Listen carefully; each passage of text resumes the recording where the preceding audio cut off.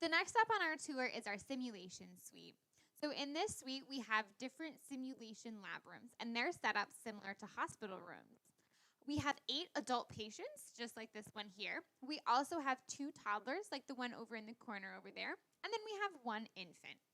So it gives us a wide range of ages that we can practice our clinical skills on. Like I mentioned, these are hospital-based settings. So we'll come in during our lab sessions and we'll have our patients here. We'll receive a patient case, and then we're here to talk to our patient and diagnose them, as well as create a treatment plan for them. So for example, I've come in here and my patient he's in a heart failure exacerbation.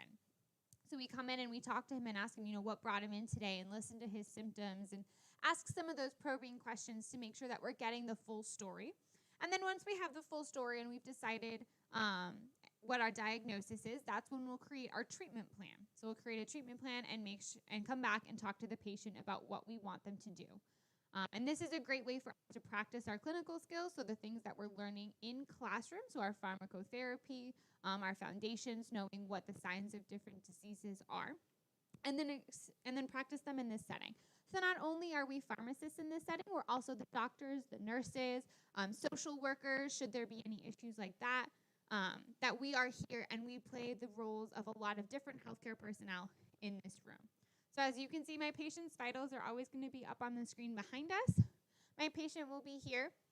Our patients are simulators, so not only do they talk, they also blink. We can find their pulses. We can listen to chest sounds. We can tell the difference if a patient has pneumonia in the right lung versus a left healthy, clear lung. And they're here as these tools for us to practice without accidentally killing our patients should we pick the wrong regimen. So it's a great way to come in and also to work on those clinical skills. So we'll also have actors come in. That'll be either a family member or a friend who came in with your patient. So an example that we've done with the toddler is that it's been the mom bringing in a child with autism who's having an asthma exacerbation. So the child is nonverbal, so he can't speak and tell us what's going on. So the mom is the one who communicates with us. But we as the pharmacists and the healthcare personnel in this setting have to make sure that we're really emphasizing both to the mom and to the child how to prevent a further asthma exacerbation. So it is a really good use of those clinical skills.